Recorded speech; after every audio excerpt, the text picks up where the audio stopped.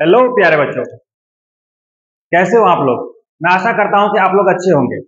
प्यारे बच्चों, आज के इस वीडियो में हम लोग क्लास 10th का मैथ चैप्टर 1 वास्तविक संख्या में उसका छोटा सा टॉपिक यूक्लिड विभाजन एल्गोरिथम या जिसको हम प्रमेयिका के नाम से जानते हैं, उसके बारे में सीखने वाले हैं, पढ़ने वाले हैं और उस पर क्वेश्चन प्रैक्टिस करने वाले हैं। तो सबसे पहले हम जानेंगे यूक्लिड विभाजन एल्गोरिथम या प्रमेयिका क्या होता है। तो आपको मैं बता दूं, आप लोग बचपन से ही सीखते आ रहे होंगे भाग। जैसे अगर हम 4 को अगर हम भाग करना शुरू करें तो 4 को अगर हम 3 से भाग करें, कितना से 3 से, तो आपको पता है 3 से भाग करेंगे तो 3 का 3 और ये आएगा शेष। इसको r से डिनोट करते हैं शेष को। यहां शेषफल कितना आ गया, 1 आ गया। अगर 3 से अगर 5 को भाग करें, इसको 5 को भाग करें तो शेषफल क्या आएगा, तो आप बोलोगे 3 का 3 और यहां आएगा शेषफल क्या आ जाएगा भाई मेरे, 2 रिमाइंडर आ जाएगा, है ना शेषफल। अगर 3 से ही 6 को भाग कर दे, 3 से ही 6 को भाग कर दे तो 3 दूना 6, ये कट जाएगा और रिमाइंडर कितना, शेषफल कितना आएगा, 0 आएगा। तो आप देख पा रहे होंगे कि 3 से अगर किसी नंबर में भाग दे रहे हैं तो उसका शेषफल या तो 1 आता है, या तो 2 आता है, या तो 0 आता है, कभी भी 3 नहीं आएगा या माइनस में नहीं जाएगा। इसका क्या मतलब है, तो यही बात आपको मैं बताने की कोशिश कर रहा हूं। यूक्लिड विभाजन एल्गोरिथम या प्रमेयिका क्या है, इसका कहां यूज होता है। तो सबसे पहले मैं बता दूं, इसका यूज हम करते हैं मौसौ निकालने में। मौसौ मतलब एचसीएफ निकालने में इसका यूज करते हैं। यूक्लिड विभाजन एल्गोरिथम के द्वारा क्या होता है, तो मौसौ निकाला जाता है। अगर आप इसको क्या देखो, बचपन में पढ़े होंगे, भाज्य बराबर भाजक गुने भागफल जोड़ शेष, इसको बोलते हैं भाज्य, इसको बोलते हैं भाज्य, इसको बोलते हैं भाजक, भाजक, इसको बोलते हैं भागफल, इसको बोलते हैं भागफल, और नीचे वाले को बोलते हैं शेष, है ना। और एक फॉर्मूला भी पढ़े होंगे, क्या वो होता है, भाज्य बराबर भाजक गुने भागफल जोड़ शेष, यही पढ़े ना। तो अब आपको मैं बोलूं कि भाई मेरे यूक्लिड विभाजन एल्गोरिथम कुछ और नहीं है, यही है, तो ये गलत नहीं होगा। मतलब यूक्लिड विभाजन एल्गोरिथम भाज्य बराबर भाजक गुने भागफल जोड़ शेष है। लेकिन आप तो ये बचपन से पढ़ते आ रहे थे, आप जब क्लास 10th में हैं तो इसको कैसे पढ़ेंगे। अब देखो, अगर हम कोई नंबर है, कोई नंबर ए है, कोई नंबर ए है, ठीक है, कोई नंबर ए है, अगर उसको बी नंबर से हम भाग करते हैं, बी नंबर से हम भाग करते हैं, भागफल मान लो क्यू आता है और शेषफल आपका आर आता है, तो इसमें क्या रिलेशन हो जाएगा, तो आप बोलोगे भाज्य है यहाँ ए और किससे भाग दे रहे हैं, बी से, और गुणनफल क्या होगा, मतलब भागफल क्या होगा क्यू, और प्लस में क्या होगा भाई मेरे आर। मतलब हम ये बोल सकते हैं ए बराबर बी क्यू प्लस आर। जहां एक चीज और इसमें इंक्लूड करना होगा, क्या इंक्लूड करना होगा, लेकिन आर जो होगा, यहां मैं लिख देता हूं, यहां मैं लिख देता हूं, आर जो होगा वो 0 से बड़ा होगा या 0 के बराबर होगा, लेकिन जिससे भाग दे रहे थे ना, जैसे यहां 3 से भाग दे रहे थे, यहां 3 से भाग दिए, तो सब में क्या आ रहा है, जिससे भाग दे रहे हैं उससे हमेशा क्या आएगा, छोटा आएगा। तो हम यहां से एक रूल समझ गए हैं कि अगर यहां देखो, यहां एक रूल आ गया, यूक्लिड विभाजन एल्गोरिथम क्या हो गया, तो आप बोलोगे यूक्लिड विभाजन एल्गोरिथम क्या हो गया, तो आप बोलोगे A is equal to B Q plus are, जहां आर जो होगा 0 से बड़ा और बी से छोटा होगा। तो आओ इस पे हम क्वेश्चन करते हैं। यहां आपको बस इतना ध्यान रखना है, भाज्य बराबर भाजक गुने भागफल जोड़ शेष कौन सा है। आओ नेक्स्ट क्वेश्चन पहले क्वेश्चन करके देखते हैं। तो क्वेश्चन आपके सामने में ये रहा, यूक्लिड विभाजन एल्गोरिथम के प्रयोग से निम्नलिखित का एचसीएफ मतलब मौसा ज्ञात करें। ठीक है, अब सबसे पहले हम लोग थोड़ा सोच ले समझ लेते हैं। 156 और 504, तो 156 को हम भाग करेंगे, मतलब 156 से हम भाग करेंगे किसको, 504 में, है ना। बचपन में आप मौसा ऐसे ही निकालते होंगे। तो 156 को अगर 4 से गुना करते हैं तो 15 चौके 60 हो जाता है, ज्यादा हो जाता है, तो 3 से ही लेते हैं, 3 से ही गुना करते हैं। तो 6 त्रिक 18 हासिल 1, 45 1 46, तो ये आएगा आपका। इसको घटाओगे, 14 में से 8 जाएगा तो बचेगा 6, ये हो गया 9, 9 में से 6 जाएगा तो बचेगा 3। ठीक है, और ये आपका कट गया। तो यहां शेषफल आपका 0 नहीं आया है, तो फिर से क्या करेंगे भाई मेरे, शेषफल अगर 0 ना आए, इसको बढ़िया से समझो, अगर शेषफल 0 ना आए तो फिर से 156 में भाग देंगे 36 से, है ना। तो 5 बार में पढ़ोगे तो ज्यादा होगा, 4 बार में पढ़ लेते हैं, इसको 4 से गुना कर लेते हैं, तो 36 चौका होता है 144, है ना। माइनस करोगे तो ये 2 आएगा और ये 1 आएगा, कट गया। अब 12 से किसमें भाग देंगे, 36 में, क्योंकि शेषफल अभी भी 0 नहीं आया है। 12 तिया 36, मतलब तब तक भाग करेंगे जब तक शेषफल 0 ना आ जाए, और जब 0 आ गया तो इसी को बोलते हैं क्या है भाई मेरे, मौसा है, क्या है, एचसीएफ है।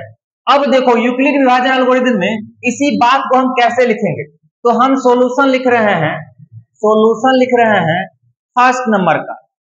अब देखो, अब यहां ए कौन होगा, बी कौन होगा, तो जो सबसे बड़ा नंबर है वो ए मान लेते हैं, तो ए इक्वल टू मानेंगे 504, ठीक है, और b इक्वल टू मानेंगे, b के इक्वल मानेंगे 156। अब देखो लिखेंगे यूक्लिड विभाजन एल्गोरिथम से, क्या लिखेंगे, यूक्लिड विभाजन एल्गोरिथम से,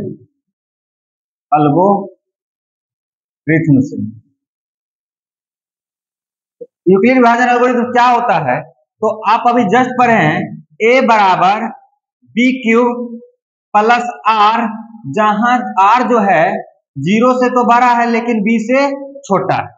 क्लियर।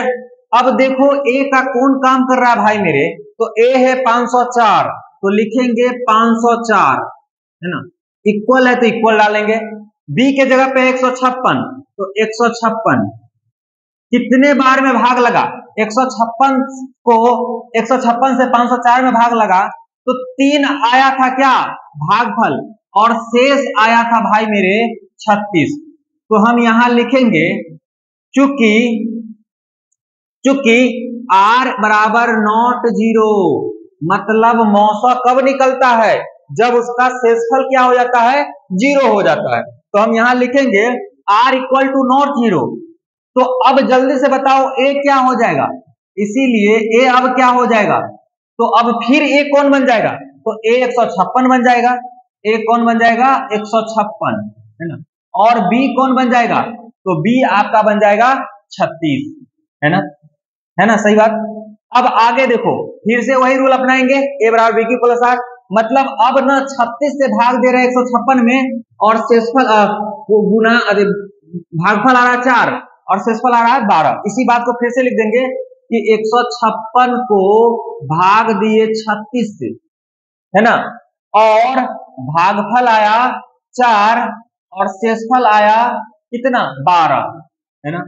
क्या अभी भी शेषफल 0 आ गया है, तो आप कहोगे अभी भी शेषफल 0 नहीं आया है, अभी भी शेषफल 0 नहीं आया है ना।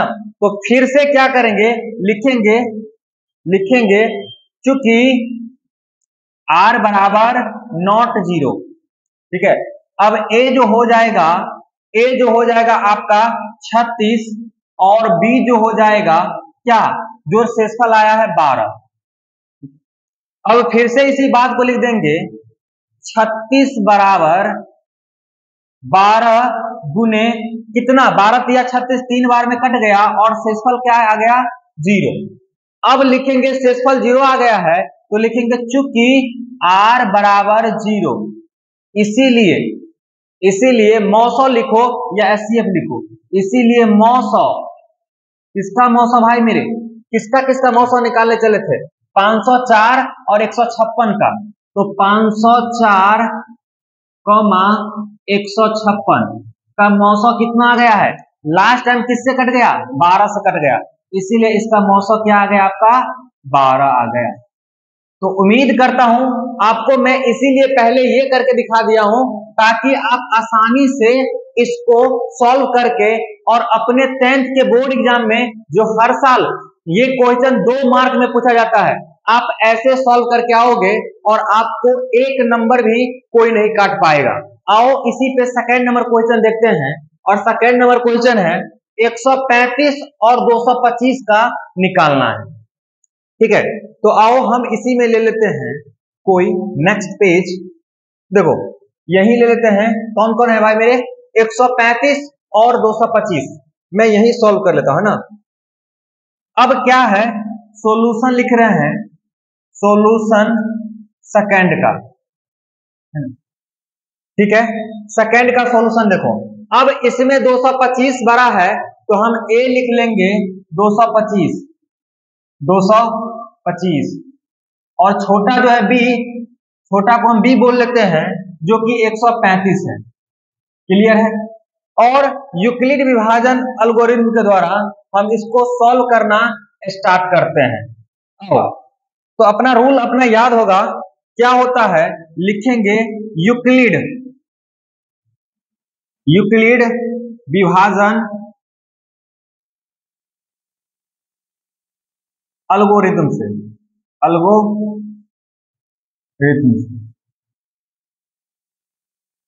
क्या लिखेंगे, तो लिखेंगे a बराबर b क्यूब प्लस r, जहां r जो है 0 से बड़ा और बराबर और b से क्या है, छोटा है।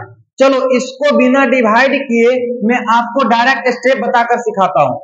अब क्या करेंगे भाई मेरे, एरो लगाएंगे और लिखेंगे 225 को किससे भाग दे रहे हैं, मतलब b 135 से भाग दे रहे हैं, तो कितना बार गुना करेंगे, तो अगर 2 से गुना कर देंगे तो 135 में 2 से गुना करोगे तो 270 आ जाएगा, इससे बड़ा आ जाएगा, तो हमें 1 से ही गुना करना पड़ेगा और रिमाइंडर कितना बच जाएगा। तो मैं आपको ये हेल्प लेने का जरूरत पड़ेगा ही, तो आप करते जाओ, नहीं तो आपका क्वेश्चन हो सकता है गलत हो सकता है। एक बार में दिए हो तो 135 आया, माइनस होगा, ये होगा आपका 0, ये होगा आपका कितना 9, कट गया। तो अब फिर क्या करेंगे हम, 90 से 135 से भाग देते हैं ना, तो यहां आ गया आपका कितना 90, ठीक है। लिखेंगे चूंकि r बराबर नॉट 0 है ना, इसीलिए a कितना होगा, तो a अब हो जाएगा 135, क्योंकि अब 135 में भाग देंगे ना, 135 में भाग देंगे किससे, 90 से, है ना, तो a हो जाएगा 135 और b जो हो जाएगा कितना 90, ठीक है। फिर से डिवाइड करोगे तो एक बार में लगेगा 90 का 90 और ये माइनस होकर कितना आ जाएगा 45, है ना। तो इतना बात को हम यहाँ फिर नोट कर लेते हैं कि हमने 135 को भाग दिया 90 से, गुना किया एक बार और शेषफल बचा क्या, शेषफल बचा कितना भाई मेरे 45, है ना। क्या शेषफल अभी 0 आ गया है, तो आपका आंसर होगा नहीं, शेषफल अभी भी आपका 0 नहीं आया है, ठीक है, शेषफल अभी भी आपका 0 नहीं आया है। तो फिर से लिखेंगे चूंकि r बराबर नॉट 0, a बराबर क्या होगा, a बराबर अब होगा 90 और b बराबर होगा अब 45। तो यहां आप 45 को भाग दोगे, 45 से भाग दोगे 90 में, और 45 गुना 90 कट गया, और ये जहां कट जाता है वहीं उसका क्या कहलाता है, मौसौ कहलाता है, क्लियर। तो हम यहां लिखेंगे फिर से, क्योंकि 90 को भाग दे रहे हैं 45 से और ये 2 बार में काट कर शेषफल आ गया आपका 0। शेषफल क्या आ गया आपका 0। फिर लिखेंगे चूंकि r बराबर 0 इसीलिए एचसीएफ लिखो या मौसो लिखो। एचसीएफ किसका और किसका, तो हम निकालने चले थे 225, 135 का। कितना से कट गया भाई मेरे, तो ये कट गया 45 से, तो यही आपका क्या हो जाएगा आंसर, 45 आपका आंसर हो जाएगा। उम्मीद करता हूं कि आपको बेहतरीन ढंग से समझ में आया होगा। आगे बढ़ते हैं और नेक्स्ट क्वेश्चन की ओर चलते हैं। तो देखो इसमें 3 क्वेश्चन मैंने दे रखा था, एक मिनट, ठीक है। तो ये क्वेश्चन आपके लिए होगा 455 और 42 के।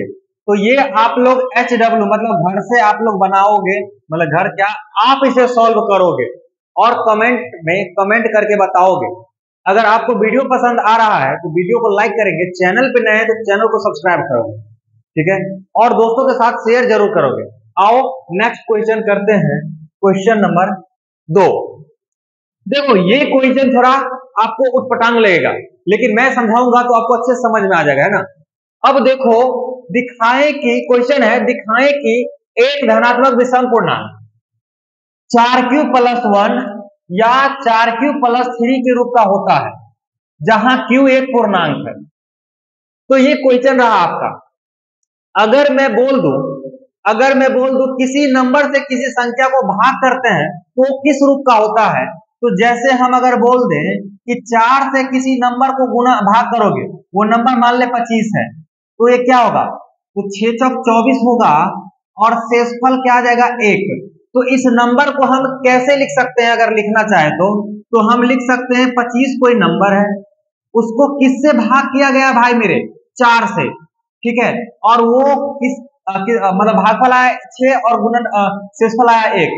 तो कहने का मतलब ये वाला देखो ये कुछ नहीं है, जिस नंबर से पहले भाग किया जाता है ना वही रहता है।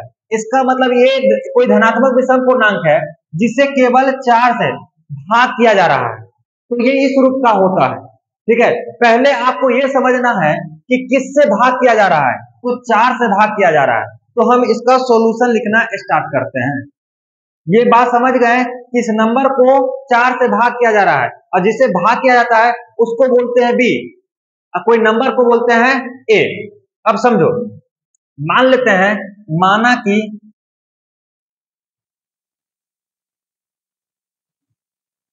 n कोई धनात्मक, या हम इसको ए ही मान लेते हैं ना, मानने में तो कुछ जा नहीं रहा, तो हम इसको ए ही मान लेते हैं। माना कि ए कोई धनात्मक पूर्णांक है, क्या बोल दिए, माना कि ए कोई धनात्मक पूर्णांक है, ठीक है, जहां ए बराबर तो ये दिया है, ए बराबर तो ए है और बी इक्वल टू दे रखा है कितना, किससे भाग कर रहे हैं, 4 से भाग कर रहे हैं, तो बी का वैल्यू दे रखा है 4। क्लियर, बी का वैल्यू क्या दे रखा है 4। अब आप लोग यूक्लिड विभाजन एल्गोरिथम को याद करो, तो यूक्लिड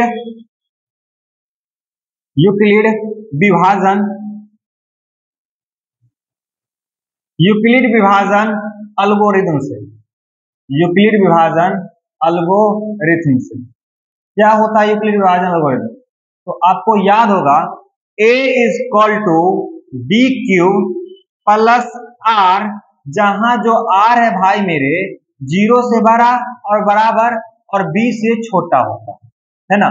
इसका मतलब a का काम तो खुद संख्या a ही कर रहा है, b का काम कौन कर रहा है, 4 कर रहा है, q कोई क्या है, q एक पूर्णांक है तो q लिख दिए प्लस r। अब बताओ r जो है b से छोटा है, तो b हम किसको लिए हैं 4, यहां बोला गया 4 लेने के लिए, तो b ले लिए 4। तो अब यहां से कंडीशन आता है r का वैल्यू कहां से कहां तक जाएगा, 0 होगा, 1 होगा, 2 होगा, 3 होगा, 4 नहीं होगा क्योंकि 4 से छोटा लेना है।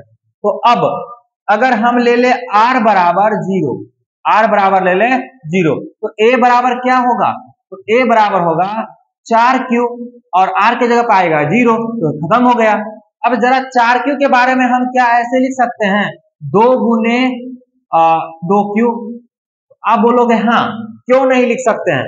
अब आपको मैं बता दूं, किसी संख्या में अगर 2 से गुना हुआ होता है तो वो संख्या क्या हो जाता है, वो संख्या सम संख्या हो जाता है ना, सम संख्या हो जाता है। ठीक है, अगर r बराबर ले 1, r बराबर ले 1 और इसको हम लिख सकते हैं a बराबर 4 क्यूब, r के जगह पे क्या लिख लें, a, क्योंकि ये हमने कल आप बेसिक देखे होंगे तो उसमें हम बताए थे सम संख्या का रूप क्या होता है, तो 2m रूप का होता है, m के जगह पे कुछ भी रह सकता है। ठीक है, यहाँ m के जगह पे क्या है, 2q, m एक पूर्णांक होगा तो m के जगह पे कुछ भी रह सकता है। अब देखो r बराबर अगर 1 लेते हैं तो हम लोग का जो धनात्मक पूर्णांक निकल कर आता है a बराबर 4q प्लस 1। अब क्या हम इसको ऐसे बना सकते हैं, 4q क्या को हम क्या 2 गुने 2 क्यूब प्लस 1 लिख सकते हैं, और ये क्या हो जाएगा, विषम संख्या। क्यों भाई, क्योंकि किसी सम संख्या में अगर मतलब किसी संख्या में अगर 2 से गुना हो और उसमें 1 जोड़ा गया हो तो वो क्या होता है, विषम संख्या। क्या होता है, विषम संख्या का रूप होता है। कल ही तो बताए थे बेसिक में, यहां भी बता देते हैं, जो इस रूप का होगा 2m प्लस माइनस 1, तो ये m का जगह पे है क्या, 2q, m के जगह पे क्या है, 2q। ठीक है, तो ये इस रूप का जो होगा विषम संख्या।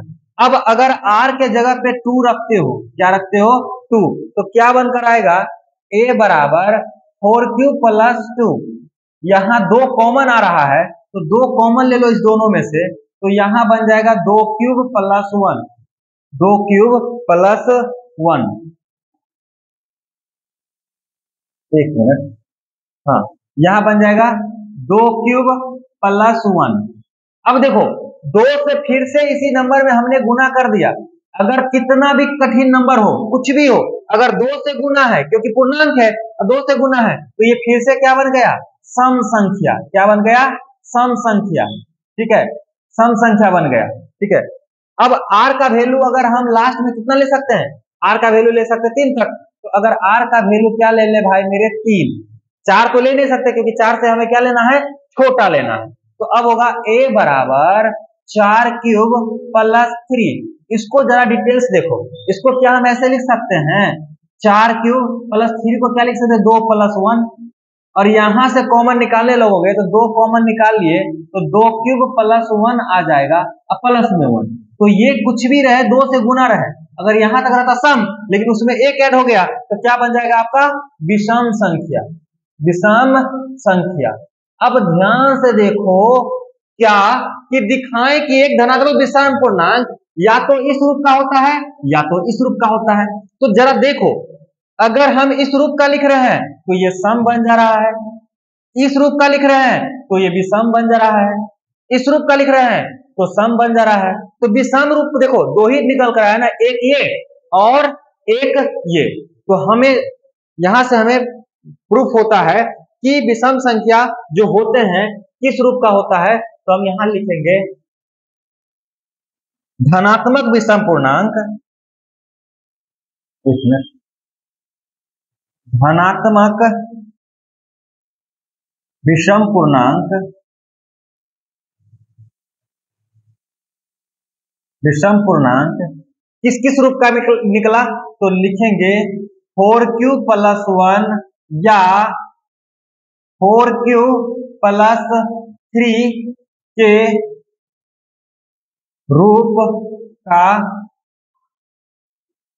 होता है। यही बात क्या हो गया, प्रूफ। ये क्या हो गया, प्रूफ। ठीक है, तो इस चैप्टर में केवल 2 ही टाइप के क्वेश्चन बनते हैं। इस चैप्टर में आपको केवल 2 ही टाइप का क्वेश्चन बनता है, और यही दोनों क्वेश्चन एक यूक्लिड विभाजन एल्गोरिथम से आप क्या निकाल सकते हो, आप क्या निकाल सकते हो, यूक्लिड विभाजन एल्गोरिथम से की मदद से आप एचसीएफ निकाल सकते हो, और कभी कभी ये क्वेश्चन देखने को मिल जाता है। तो आज के हम वीडियो में क्या सीखे, यूक्लिड विभाजन एल्गोरिथम के बारे में डिटेल सीखे और इस पे क्वेश्चन करवाएं। तो उम्मीद करता हूं आपको अच्छा से समझ में आया होगा। अगर अच्छा लग रहा है तो वीडियो को लाइक करेंगे, चैनल पर नहीं तो चैनल को सब्सक्राइब करेंगे और दोस्तों के साथ शेयर जरूर करेंगे। Thank you.